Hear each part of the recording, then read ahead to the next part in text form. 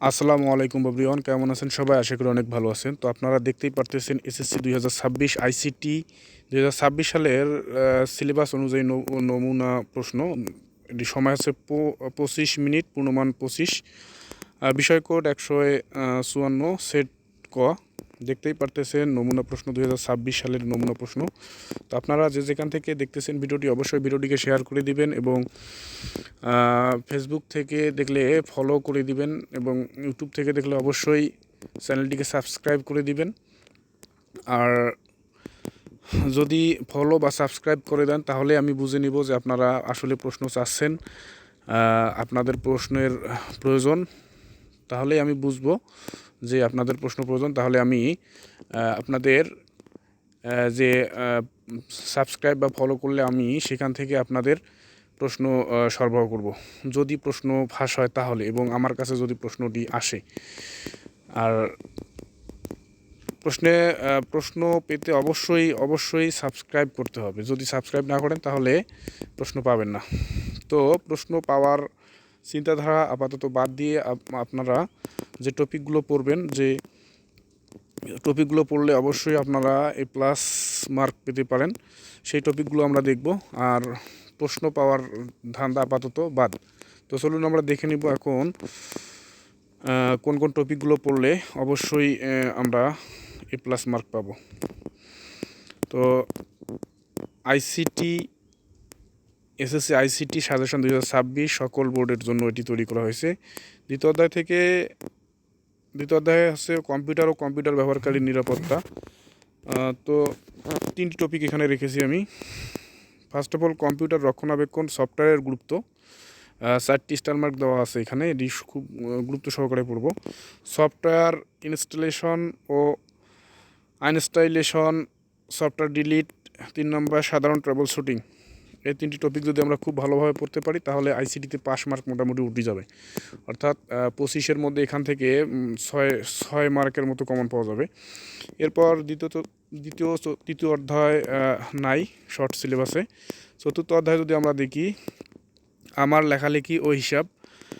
1 নম্বর topic আছে word প্রসেসরের আমার লেখার কাজ, অফিস বাটন এবং এর অপশনসমূহ পড়বো। অবশ্যই এই অপশনগুলো পড়বো, তাহলে মোটামুটি এই টপিক থেকেই মোটামুটি 2 মার্কের মতো প্রশ্ন কমন পাওয়া যাবে।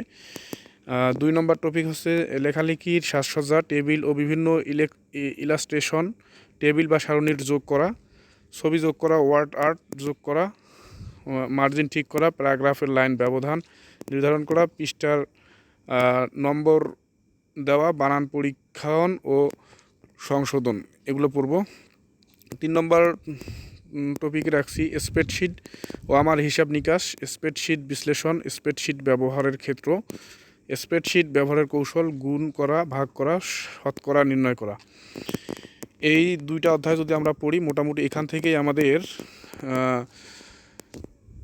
10 থেকে 12 মার্কের মতো কমন পাওয়া যাবে। তাহলে আমরা প্রথম কাজ আছে এই 2টা অধ্যায় খুব সুন্দরভাবে পড়ব, এবং এর পরবর্তীতে আমরা 5ম অধ্যায় যদি পড়ি, মাল্টিমিডিয়া ও গ্রাফিক্স থেকে যদি আমরা পড়ি, এখান থেকে মাল্টিমিডিয়ার ধারণা ও মাধ্যমসমূহ অবশ্যই পড়ব।